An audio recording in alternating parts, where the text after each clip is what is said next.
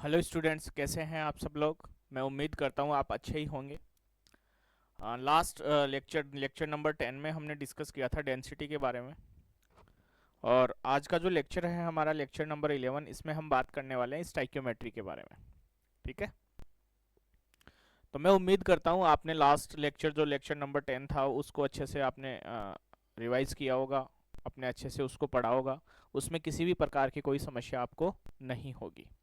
अगर किसी भी प्रकार की कोई समस्या अगर आपको आती है तो बेटा कमेंट सेक्शन में मेंशन कर देना। और जो मैंने व्हाट्सएप ग्रुप आपको बताया है उस व्हाट्सएप ग्रुप को उस व्हाट्सएप ग्रुप से लिंक हो जाना। उस लिंक पे जाके आप क्लिक करोगे तो अपने आप व्हाट्सएप ग्रुप में ऐड हो जाओगे। ठीक है। आज के इस लेक्चर में हम स्टाइक्योमेट्री के बारे में बात करेंगे। उससे पहले मैं आपको बता दूं कि लास्ट लेक्चर में हमने क्या क्या डिस्कस किया था। तो देखो, लास्ट लेक्चर में हमने बात करी थी डेंसिटी के बारे में और रिलेटिव डेंसिटी के बारे में।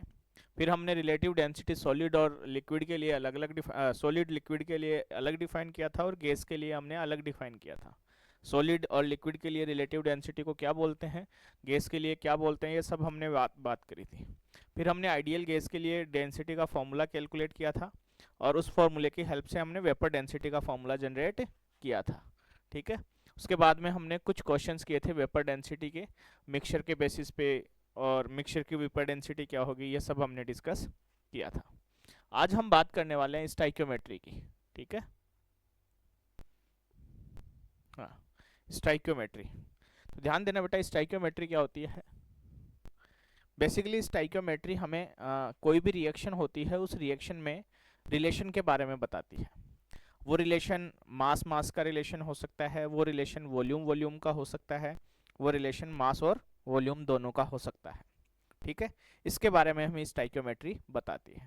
तो मैं एक चीज आपको एक्सप्लेन करता हूँ उसके बारे में, उसके बाद में आगे हम डिस्कस करेंगे। देखो, यदि मेरे पास में एक रिएक्शन है CH4, ऑक्सीजन के साथ में मैंने इसको बर्न किया तो इसने बना लिया CO2 plus H2O। CO2 plus H2O।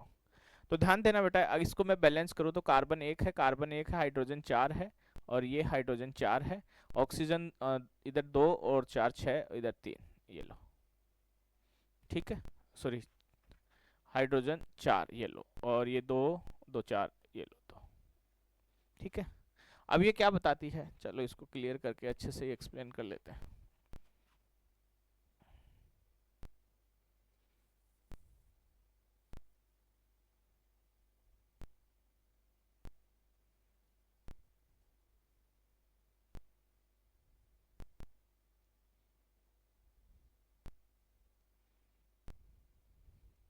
देखो, इसको अच्छे से लिख लेते हैं। जिसे मान लो हमारे पास में CH4 है, ऑक्सीजन के साथ में रिएक्शन करेगा, ये बनाएगा CO2 और प्लस H2O। ठीक है। तो यहाँ पर कार्बन एक है, कार्बन एक है। सबसे पहला काम है जब भी कोई रिएक्शन गिवन हो तो उसको बैलेंस करना। उसको क्या करना, बैलेंस करना। तो इस CH4 में कार्बन और कार्बन इक्वल कर लेते हैं। देखो बेटा, बैलेंसिंग में अगर कोई दिक्कत आए ना तो मैं बैलेंसिंग का एक अलग वीडियो बना दूंगा। उस वीडियो को आप देख लेना, आप यूट्यूब चैनल पे सर्च करोगे तो रिएक्शन बैलेंसिंग का एक वीडियो मिल जाएगा आपको। ठीक है। तो किस प्रकार से रिएक्शन को बैलेंस करते हैं उसका एक सेपरेट वीडियो हम बना लेंगे। ठीक है। तो यहाँ तो हमें ये ध्यान रखना है, कोई भी रिएक्शन को बैलेंस करना है, कोई भी रिएक्शन को यदि बैलेंस करना है तो पर्टिकुलर एटम के number of atoms reactant side में और प्रोडक्ट साइड में क्या होने चाहिए, सेम होने चाहिए। तो हम बात करते हैं, देखो ये रिएक्शन गिवन है, इस रिएक्शन की इस साइड को बोलते हैं हम रिएक्टेंट।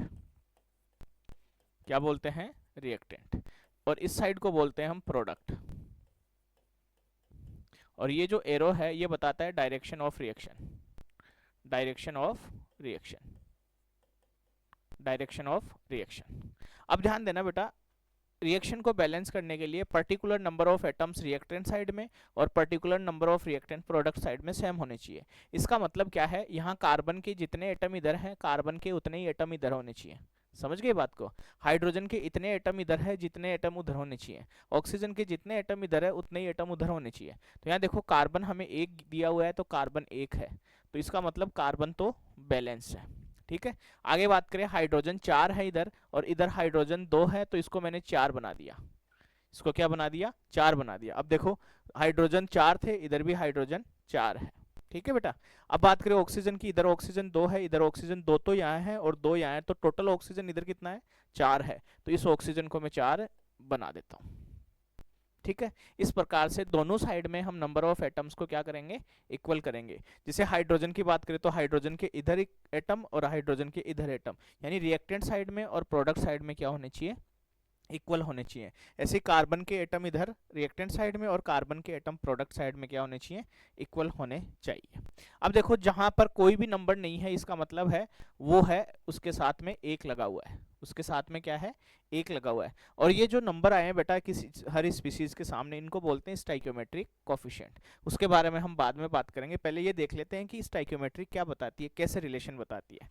तो देखो अगर मैं मास के बारे में बात करूं, सॉरी मोल के बारे में बात करूं, तो मोल के बारे में ये स्टाइक्योमेट्री इस रिएक्शन को कैसे रीड करने में हमें हेल्प करेगी, उसके बारे में हम जानने की कोशिश करेंगे। तो यहाँ से हमें ये रिलेशन पता चलेगा कि यदि इसका 1 मोल काम आ रहा है तो इसका कितना मोल काम आ रहा है, 2 मोल। तो यदि इसका 1 मोल काम आ रहा है तो ऑक्सीजन का 2 मोल काम आ रहा है। और ऐसे केस में यदि इसका 1 मोल काम आ रहा है और इसका 2 मोल काम आ रहा है तो इसका 1 मोल बन रहा है और इसका 2 मोल बन रहा है। समझ गए बात को, इसका 1 मोल, ये जो नंबर है ये मोल को रिप्रेजेंट, अगर मोल के टर्म्स में बात करेंगे तो इसी रेशियो में ये रिएक्शन कंप्लीट होगी। तो इसका 1 मोल काम आ रहा है तो इसका 2 मोल काम आ रहा है। जब इसका 1 मोल और इसका 2 मोल काम आ रहा है तो इसका 1 मोल बन रहा है, तो इसका 1 मोल बन रहा है। समझ गए बात को, और इसका कितना बन रहा है, इसका 2 मोल बन रहा है। ऐसे ही यदि मैं मॉलिक्यूल की टर्म्स में बात करूं, मॉलिक्यूल की टर्म्स में, तो मॉलिक्यूल की टर्म्स में भी हम ये बोल सकते हैं CH4 एक मॉलिक्यूल है, तो हम बोल सकते हैं इसका एक मॉलिक्यूल इसके 2 मॉलिक्यूल के साथ में रिएक्शन कर रहा है, तो हम बोलेंगे इसका एक मॉलिक्यूल इसके 2 मॉलिक्यूल के साथ में रिएक्शन कर रहा है। जब इसका एक इसके 2 के साथ में रिएक्शन कर रहा है तो इसका कितना बना रहा है, 1, और इसका कितना बना रहा है, 2। समझ गए बेटा। तो ये इस प्रकार से नंबर ऑफ पार्टिकल्स में भी रिलेशन बताती है। अब अगर हम बात करें मास के टर्म्स में, तो मास के टर्म्स में देखो इसका 1 मोल हम कंसीडर कर रहे हैं, 1 मोल कंसीडर कर रहे हैं, तो इसका 1 मॉलिक्यूल है और 1 मॉलिक्यूल का मास कितना होगा, कार्बन का 12 और हाइड्रोजन का 4, तो 12 और 4 16। यदि मैं ग्राम में बात करूं तो इसका 16 ग्राम रिएक्शन कर रहा है कितने के साथ में, ऑक्सीजन 4 ऑक्सीजन है तो 16 चौक 64, 64 ग्राम के साथ में। और इसका कितना बन रहा है, 44 ग्राम। इसका मॉलिक्यूलर मास, मोलर मास कितना, 44 ग्राम, और इसका कितना बन रहा है, 36 ग्राम। समझ में आई बेटा। इसका एक मॉलिक्यूल का मास 16 ग्राम, इसके देखो 4 ऑक्सीजन है, 4 ऑक्सीजन का मास 64 ग्राम, इधर का CO2 1 है तो 44 ग्राम, इधर 2 H2 है तो 2 H2 का कितना होगा, 36 ग्राम। तो हम ये बोल सकते हैं इसका 16 ग्राम इसके 64 ग्राम के साथ रिएक्शन करके इसका 44 ग्राम बना रहा है और इसका 36 ग्राम बना रहा है। और यदि ये सारी स्पीसीज गैसियस हो तो गैसियस के केस में हम वॉल्यूम भी कैलकुलेट कर सकते हैं, क्योंकि 22.4 वाला किसके लिए लागू होता है फॉर्मूला, केवल गैसों के लिए, केवल गैसों के लिए। तो देखो इसका 1 मोल कंसीडर करें तो 1 मोल का वॉल्यूम कितना होता है, STP पर 22.4 लीटर। यदि इसका 22.4 लीटर रिएक्शन कर रहा है तो इसका रिएक्शन कर रहा है 2 × 22.4। इसका 22.4 लीटर रिएक्शन कर रहा है तो इसका रिएक्शन करेगा कितना, 2 × 22.4, तो इसका कितना बनेगा, 1 × 22.4, और इसका कितना बनेगा, 2 × 22.4। तो इस प्रकार जो भी कोई रिएक्शन हमें गिवन है तो स्टाइक्योमेट्री हमें उस रिएक्शन को रीड करने के बारे में बताती है कि हम किस प्रकार से उस रिएक्शन को रीड कर सकते हैं। वो मोल के टर्म्स में भी कर सकते हैं, मॉलिक्यूल के टर्म्स में भी कर सकते हैं, और मास के टर्म्स में भी कर सकते हैं, और वॉल्यूम के टर्म्स में भी हम उस रिएक्शन को रीड कर सकते हैं। समझ में आई बेटा। तो अब देखो आगे चलते हैं। तो यहाँ से हम ये कंक्लूड कर सकते हैं कि जो स्टाइक्योमेट्री है वो हमारे मास और मास के बारे में रिलेशन बताती है, मास रिलेशन बताती है। वो हमें मास और वॉल्यूम के बारे में रिलेशन बताती है, मास वॉल्यूम रिलेशन के बारे में बताती है। यदि हमें वॉल्यूम का पता चल जाए तो मास निकाला जा सकता है, वॉल्यूम और मास मोल की हेल्प से निकाला जा सकता है। ठीक है, ऐसे ही हमें अगर वॉल्यूम की बात करें तो वॉल्यूम के बारे में रिलेशन बताती है।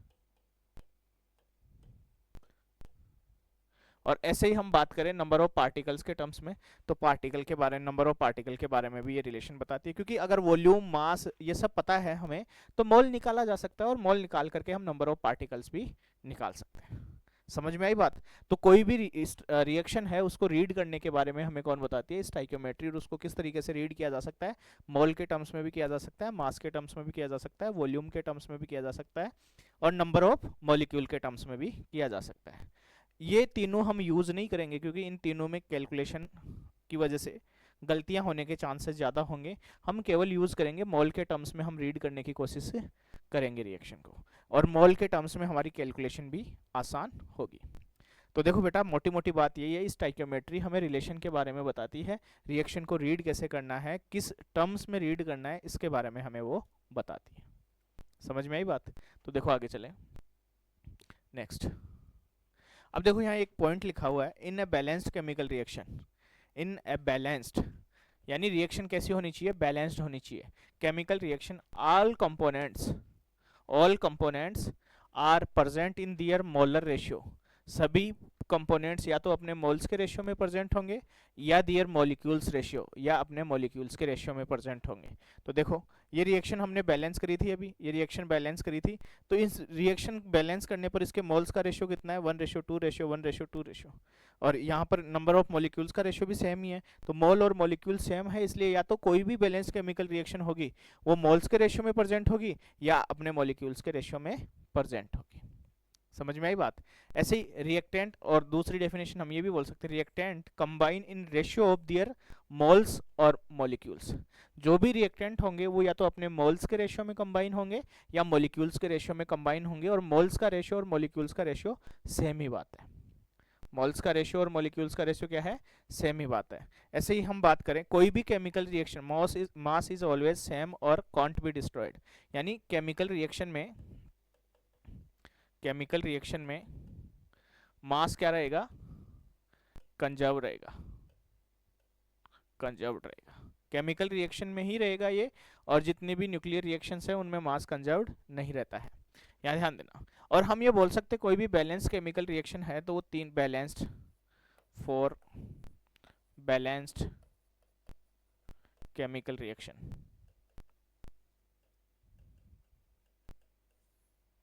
जरूरी है।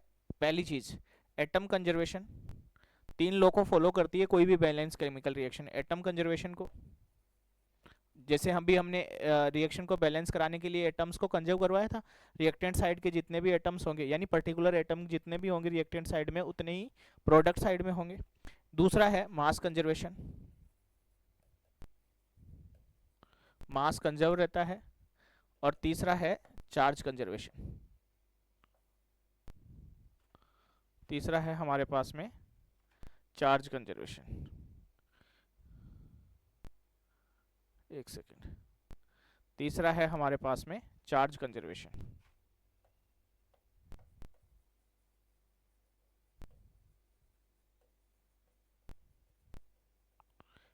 ये हम पढ़ेंगे रेडॉक्स में, और ये जब भी किसी रिएक्शन को हम बैलेंस करेंगे तो उसके एटम भी कंजर्व होंगे और उसका मास भी कंजर्व रहेगा।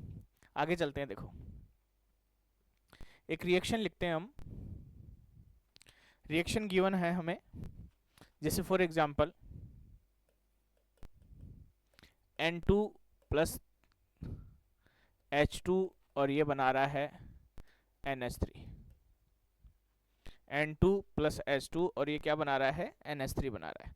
तो सबसे पहला काम, जब भी कोई रिएक्शन गिवन हो तो सबसे पहला काम है हमारे पास में उस रिएक्शन को बैलेंस करना, उस रिएक्शन को क्या करना? बैलेंस करना।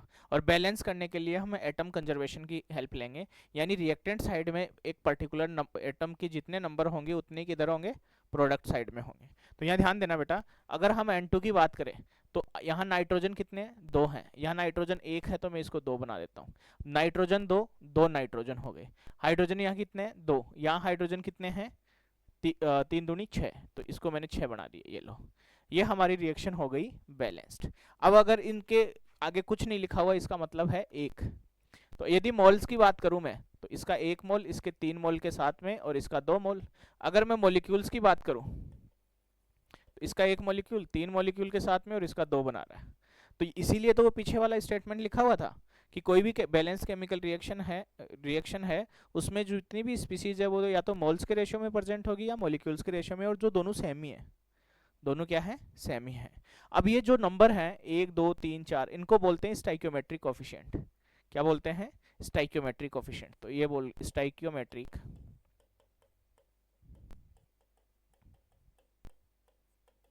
Coefficient, stoichiometric coefficient. यदि N2 की बात करूं, N2 स्टाइकियोमेट्रिक कोफिशिएंट, तो कितना है N2 का, इसके आगे जो लिखा हुआ है 1। ऐसे ही यदि H2 की बात करूं तो H2 का स्टाइकियोमेट्रिक कोफिशिएंट कितना है, इसके आगे जो लिखा हुआ 3। ऐसे ही NH3 की बात करूं तो इसका स्टाइकियोमेट्रिक कोफिशिएंट कितना है, 2। इनको क्या बोलते हैं, स्टाइकियोमेट्रिक कोफिशिएंट। और स्टाइकियोमेट्रिक कोफिशिएंट ही रिएक्टेंट या प्रोडक्ट की मोल्स के बारे में रिलेशन बताता है या मॉलिक्यूल्स के बारे में रिलेशन बताता है। समझ में आई बात। अब ध्यान देना बेटा, हमें पता है यदि N2 H2 और NH3 इनके मोल्स में 1 मोल 3 मोल और 2 मोल कंसिडर कर लेता हूं, इनके मोल्स का रेशियो मैंने ये कंसिडर कर लिया, तो N is equals to N upon Na से इसके नंबर ऑफ एटम्स कितने आ जाएंगे, मॉलिक्यूल N इंटू, मॉलिक्यूल है ये बेटा, मॉलिक्यूल, इसका आ गया 1Na, इसका आ गया 3Na और इसका आ गया 2Na, तो Na से Na तो कैंसिल आउट हो गया। तो यहां से हम बोल सकते हैं मॉलिक्यूल्स का रेशियो भी कितना आएगा, 1:3:2। तो सीधी सीधी मोटी मोटी बात ये है, वो स्टेटमेंट क्या बोलता है कि कोई भी रिएक्शन होगी, बैलेंस केमिकल रिएक्शन होगी, तो उसमें जितनी भी स्पीसीज होगी वो या तो मोल्स के रेशियो में कंबाइन करेगी या किसके रेशियो में, मॉलिक्यूल्स के रेशियो में। ऐसा इसलिए मोल्स का रेशियो और मॉलिक्यूल्स का रेशियो सेम रहने वाला है। और मोल्स और मॉलिक्यूल्स के रेशियो को कौन डिफाइन करेगा, स्टाइकियोमेट्रिक कोफिशिएंट, और स्टाइकियोमेट्रिक कोफिशिएंट सेम रहने वाला है। समझ गए बेटा, समझ में आ रही है चीजें, मैं उम्मीद कर रहा हूं आपको ये समझ में आई होगी। अब देखो आगे चलते हैं, आगे चलें। अब कोई भी एग्जाम्पल गिवन है हमें, तो वो एग्जाम्पल कैसे सोल्व करेंगे हम, तो देखो एग्जाम्पल, पहला एग्जाम्पल है हमारे पास में वही N2 प्लस H2 और NH3। तो पहला काम क्या है, रिएक्शन को बैलेंस करना, पहला काम है रिएक्शन को बैलेंस करना। तो 2 नाइट्रोजन, एक ही नाइट्रोजन है, 2 बना दिए, 2 इधर हाइड्रोजन कितने हैं, 3 दूनी 6, इधर 6 बना दिए। ये लो, एटम कंजर्वेशन की फॉलो करते हुए हमने रिएक्शन को क्या कर दिया है, बैलेंस कर दिया। अब देखो यदि इसके आगे कुछ नहीं लिखा हुआ तो इसका मतलब क्या है, 1। तो यदि स्टाइकियोमेट्रिक कोफिशिएंट की बात करें तो इसका 1 मोल जो है वो इसके 3 मोल के साथ में रिएक्शन करेगा और इसके कितने मोल बनाएगा, 2 मोल बनाएगा। हाँ या ना, सही बात है, हाँ या ना, बिल्कुल। अब मान लो इसका हमें 5 मोल दे दिया, इसका हमें 5 मोल दे दिया। मैं यहाँ स्टार इसलिए लगा रहा हूं कि इसके 5 मोल हमें गिवन है, नहीं तो जब रिवीजन करोगे तो आपको पता नहीं चलेगा कि किसका गिवन था किसका गिवन नहीं था। तो मैंने स्टार इसलिए लगाया कि ये 5 मोल किसका गिवन है, इसका। अब इसकी हेल्प से इन 2 के मोल्स कैलकुलेट करने हैं। तो देखो मैं इसको ऐसे रीड करूंगा,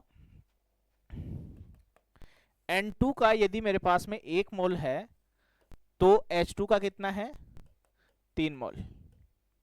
तो यदि N2 का मेरे पास में 5 मोल होगा तो इसका कितना हो जाएगा, 3 इंटू 5 मोल। इसी रेशियो में तो कन्वर्ट होगा, इसके 1 मोल से कितना 3, तो 5 से कितना करेगा 15। तो इसके अगर 1 मोल है तो 3 मोल है, तो 5 होंगे तो 3 इंटू 5 हो जाएंगे। सिमिलरली इसके 1 मोल से 2 मोल रिएक्शन कर रहा है, इसके 1 मोल से 2 मोल बन रहा है, तो 5 मोल से कितना बनेगा, 2 इंटू 5। समझ में आई बात। तो ये मोटी मोटी बात है, ये स्टाइकियोमेट्रिक कोफिशिएंट का जो रेशियो है उसी रेशियो में रिएक्शन प्रोसीड करेगी। तो उसके 1 मोल से 3 मोल बन रहा है तो 5 से कितना बनेगा, 3 इंटू 5। उसके 1 मोल से 2 मोल बन रहा है तो उसका कितना बनेगा, 5 से 2 इंटू 5। ऐसे यदि मैं बात करूं, इसी एग्जाम्पल में दूसरा केस लें, N2, अब रिएक्शन बैलेंस नहीं करूंगा बार बार, मैं इसको सीधा लिख रहा हूं, 3H2 और ये बना रहा है 2NH3।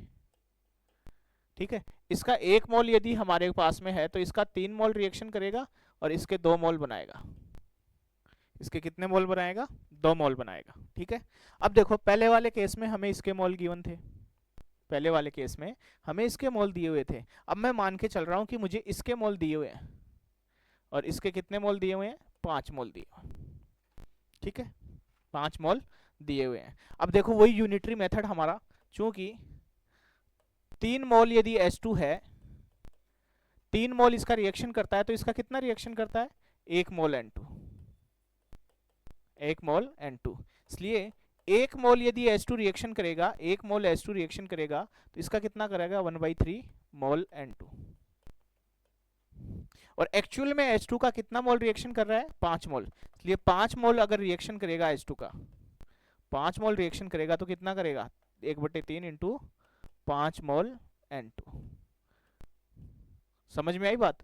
तो ये यूनिटरी मेथड की सहायता से हम इसको सोल्व करेंगे। तो अब हम सीधे भी बोल सकते हैं, इसका 3 मोल रिएक्शन कर रहा है तो इसका 1 मोल रिएक्शन करेगा, इसका 1 करेगा तो इसका कितना करेगा, 1/3, और इसका 5 करेगा तो इसका कितना करेगा, 1/3 into 5 mole. Unitary method, simple unitary method.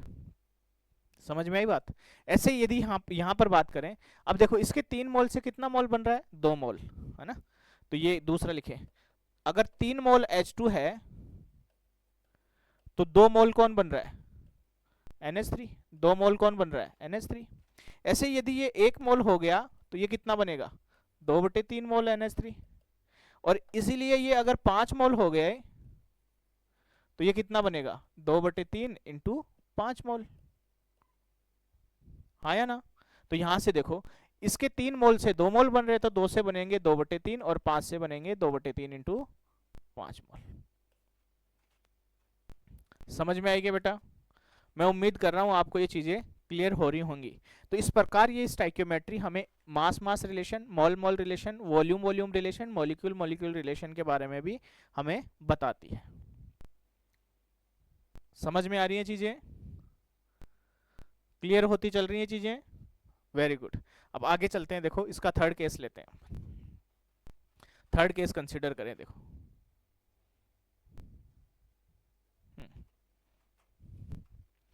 Third case consider करें यदि हम,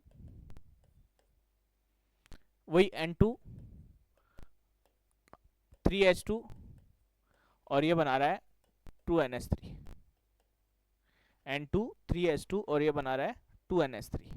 अब देखो हमें पता है इसका 1 मोल जो है इसके 3 मोल के साथ में रिएक्शन करेगा और इसका 2 मोल बनाएगा। अब यदि इसका 5 मोल बन रहा है, अब हमें किसका अमाउंट गिवन है, किसका मोल गिवन है, NH3 के। यदि इसके 5 मोल बन रहे हैं तो किस प्रकार से, कैसे इन बचे हुए स्पीसीज के मोल कैलकुलेट कर सकते हैं। तो देखो वही 2 मोल यदि NH3 बन रहा है, यूनिटरी मेथड लगा रहे हैं बेटा, तो 2 मोल ये बन रहा है तो ये कितना काम आ रहा है, 3 मोल, 3 मोल काम आ रहा है, 3 मोल H2 काम आ रहा है। इसलिए ये 1 मोल बनेगा, 1 मोल यदि NH3 बनेगा तो ये कितना मोल काम आएगा, 3/2 मोल H2 ये काम आएगा। ठीक है। और ये कितना बन रहा है, क्वेश्चन में हमें 5 मोल गिवन है, ये 5 मोल गिवन है। तो ये यदि 5 मोल बनेगा, 5 मोल NH3 बनेगा तो ये कितना काम आएगा, 3/2 इंटू 5 मोल H2। तो ये आ गया हमारे पास में 15/2। तो यहाँ से हम ये भी बोल सकते हैं 2 मोल से 3 मोल 2 मोल बन रहे तो 3 मोल काम आ रहे हैं, तो 1 बनेगा तो 3/2 काम आएंगे, इंटू 5 बनेगा तो इतना काम आएगा। अब डायरेक्टली इसको भी लिख सकते हैं, 2 बन रहे हैं तो 1 काम आ रहा है, तो 1 बनेगा तो कितना काम आएगा, 1/2, 5 बनेंगे तो कितना काम आएगा, इतना। तो हम इंडिविजुअल दूसरी स्पीसीज के मोल कैलकुलेट कर सकते हैं। अब देखो कईयों को वो नहीं चमका होगा तो यूनिटरी मेथड लगा लेते हैं। यदि 2 मोल NH3 यदि मेरे पास में है तो 1 मोल N2 काम आ रहा है। ठीक है। इसलिए यदि ये 1 मोल बनेगा, 1 मोल NH3 बनेगा तो ये कितना काम आएगा, 1/2 मोल N2। सिमिलरली ये बन कितना रहा है, 5 मोल बन रहा है, तो ये यदि 5 मोल NH3 बनेगा तो ये कितना काम आएगा, 1/2 इंटू 5 मोल N2। तो N2 के कितने मोल आ गए, 1/2 इंटू 5। अब हम बार बार ये यूनिटरी मेथड नहीं लगाएंगे बेटा, हम सीधे करेंगे। देखो ऐसे 2 मोल बन रहा है तो 3 मोल काम आ रहा है, 1 बनेगा तो 3/2 काम आएंगे, 5 बनेगा तो 3/2 इंटू 5। ऐसे ही 2 मोल बन रहा है तो 1 काम आ रहा है, 1 बनेगा तो 1/2 काम आएगा, और 5 बनेगा तो 1/2 इंटू 5। समझ में आई बात। मैं उम्मीद कर रहा हूँ बेटा ये आपको चीजें क्लियर हो रही होंगी। ये स्टाइकियोमेट्री है, ये बहुत ही अच्छा और बहुत ही इंपॉर्टेंट टॉपिक है बेटा। अगर ये चीज़ें समझ में नहीं आएंगी आपको कैसे किस प्रकार से मोल कैलकुलेट कर रहे हैं, तो आपको क्वेश्चन करने में समस्या का सामना करना पड़ सकता है। इसलिए इसको आराम से समझने की कोशिश करना, अच्छे से इसको क्लियर करने की कोशिश करो। अगर कहीं पर भी कोई समस्या आती है तो कमेंट सेक्शन में मेंशन करो, और अपना जो रूबीडियम चैनल है उसको अपने दोस्तों के साथ शेयर करो, ज़्यादा से ज़्यादा अपने दोस्तों के पास इसको बताओ, ताकि सब लोग इसका फ़ायदा ले सकें। समझ में आई बात? तो आगे चलें। मैं उम्मीद करता हूँ ये एग्जाम्पल आपको अच्छे से क्लियर हो गया होगा। अब आगे देखो, कुछ क्वेश्चन है इस पर, वो क्वेश्चंस करते हैं।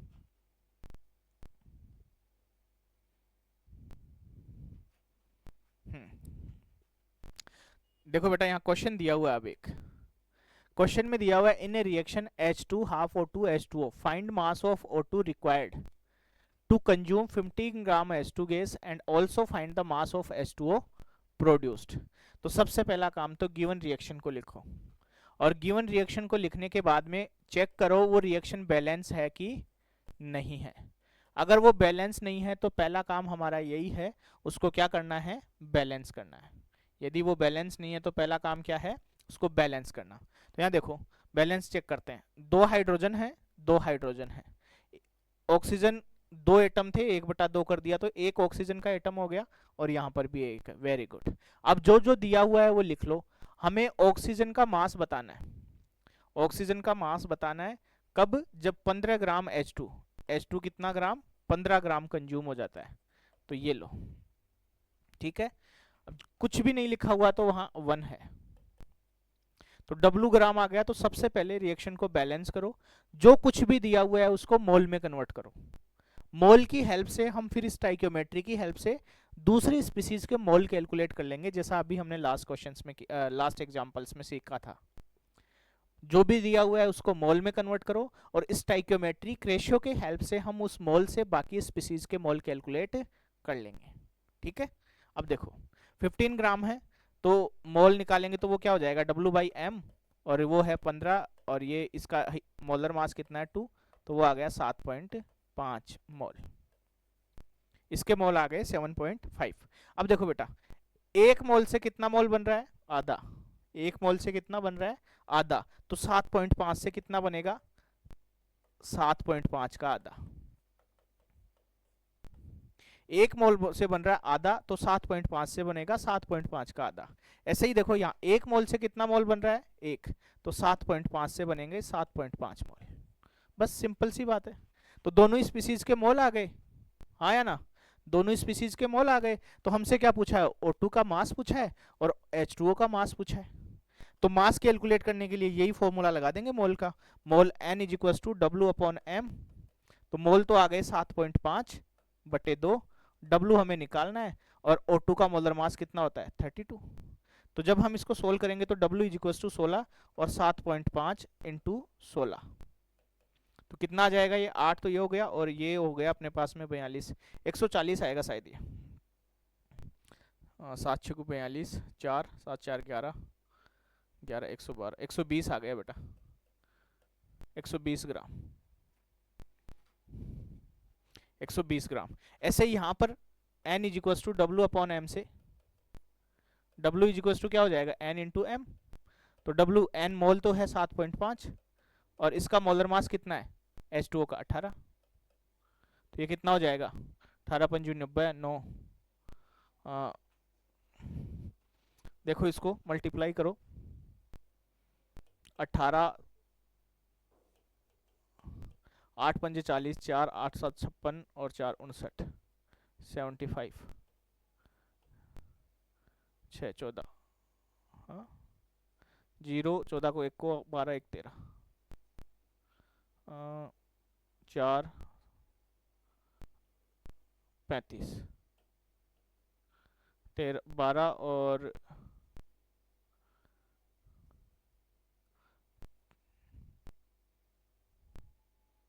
135 आएगा, ये 60 हो जाएगा ना, तो 135 आएगा। तो ये आ गया हमारे पास में 135 ग्राम। तो दोनों का मास आ गया। O2 का मास है 120 ग्राम और H2O का मास है कितना, 135 ग्राम। तो इस प्रकार से हम क्या कर सकते हैं, स्टाइकियोमेट्रिक कोफिशिएंट की हेल्प से बाकी स्पीसीज के मोल कैलकुलेट कर सकते हैं। तो मैं उम्मीद करता हूँ बेटा ये आपको समझ में आया होगा। तो आप इन क्वेश्चंस को अटेम्प्ट करोगे तो आपको बहुत सारी चीज़ें आसान लगने लगेगी। अब आगे चलते हैं अगले क्वेश्चन पे। ये क्वेश्चन गिवन है हमें। इस क्वेश्चन में गिवन है, in a reaction 2N2O5 N2O4 O2, find number of O2 molecules produced by 54 gram N2O5।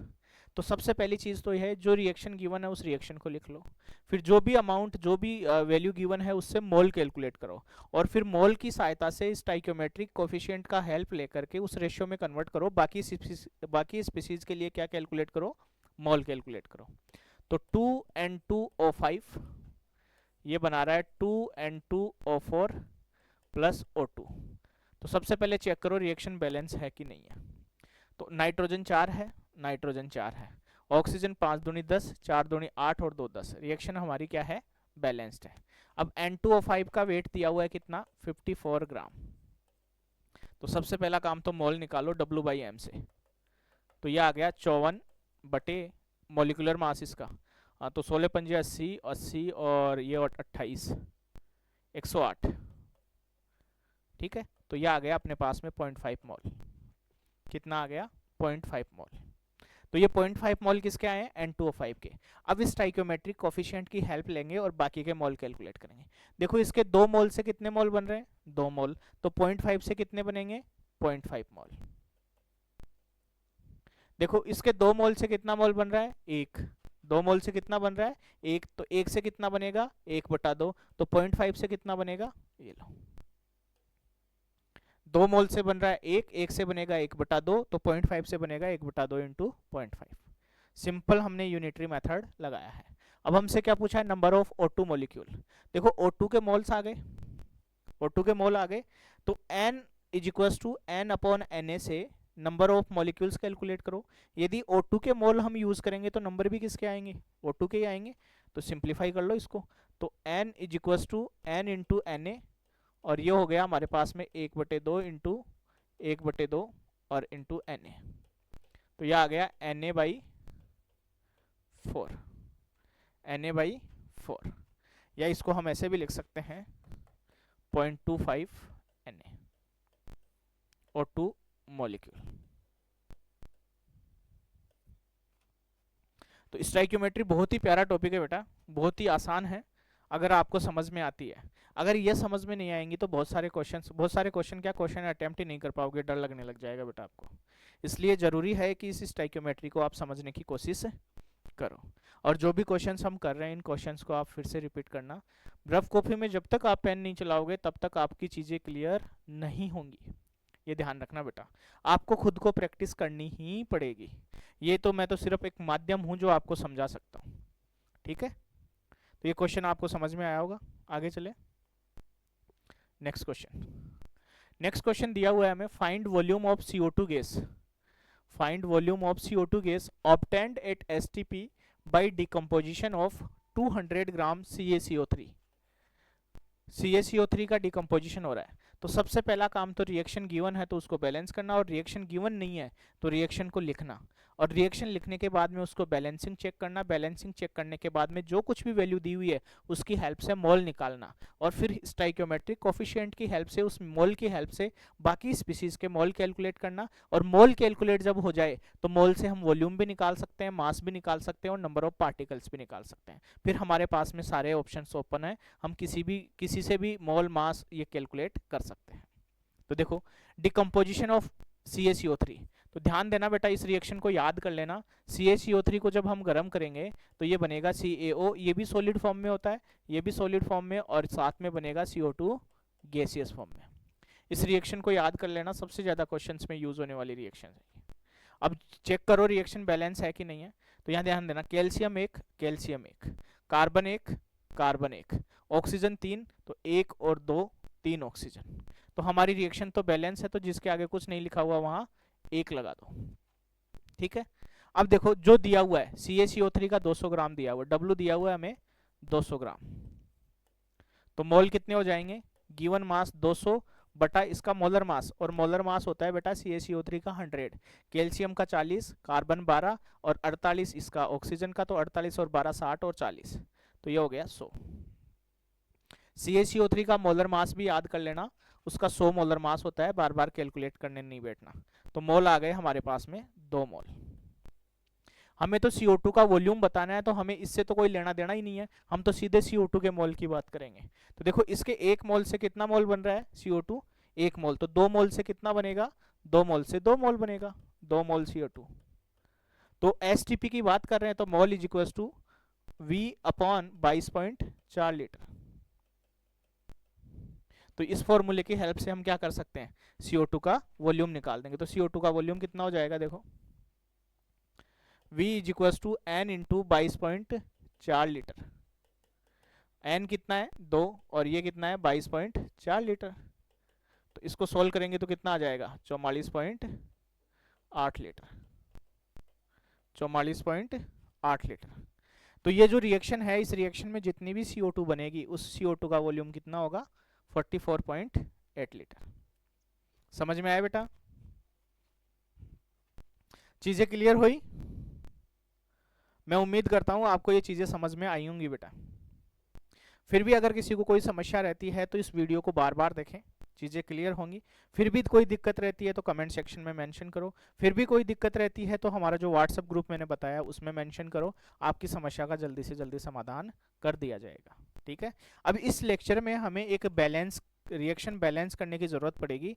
जो हमने यहाँ छोटी सी चीज़ मतलब एक बिल्कुल बेसिक से सीखा है कि एटम को इक्वल करना है, ठीक है। लेकिन इस पे मैं एक सेपरेट वीडियो आपको यूट्यूब चैनल पे मिल जाएगा, उस वीडियो को आप देख लेना, तो आपको डिटेल में समझ में आ जाएगा कि किसी भी रिएक्शन को बैलेंस कैसे करते हैं। ठीक है, ठीक है बेटा। हाँ, तो आगे चलें। तो देखो बेटा, ये है हमारे पास में बेसिक स्टाइक्योमेट्री। तो यहाँ स्टाइक्योमेट्री आज हमने समझने की कोशिश की है और स्टाइक्योमेट्री हमारे लिए इंपॉर्टेंट भी है। यही हमें रिएक्शन के बारे में इंफॉर्मेशन दे करके हमें क्वेश्चन प्रोसीड करने में हेल्प करेगी। अगर इसमें कोई आपको समस्या रहती है तो समस्या ही समस्या है, फिर समस्या नहीं है, बहुत बड़ी समस्या है। तो इस वीडियो को बार बार देख करके इसको सोल्व करने की कोशिश करना। आज हम इतना ही करेंगे बेटा, और जैसा कि आपको पता है ये सारे लेक्चर अपने रूबीडियम चैनल पे जाने वाले हैं, तो आप अपने दोस्तों को ज़रूर बताएं, अपने दोस्तों से वीडियोस को लाइक करवाएं, सब्सक्राइब करवाएं चैनल को, और कमेंट्स करवाएं। जितने ज़्यादा आप कमेंट्स करोगे, जितने ज़्यादा आप सब्सक्राइब करवाओगे, जितने ज़्यादा लाइक्स मिलेंगे, उतना ही मोटिवेशन मेरे को मिलेगा। ठीक है बेटा, तो मैं उम्मीद करता हूँ आपको ये स्टाइक्योमेट्री समझ में आई होगी। इसके आगे हम नेक्स्ट लेक्चर में डिस्कस करेंगे। आज इतना ही करेंगे बेटा। थैंक यू, धन्यवाद।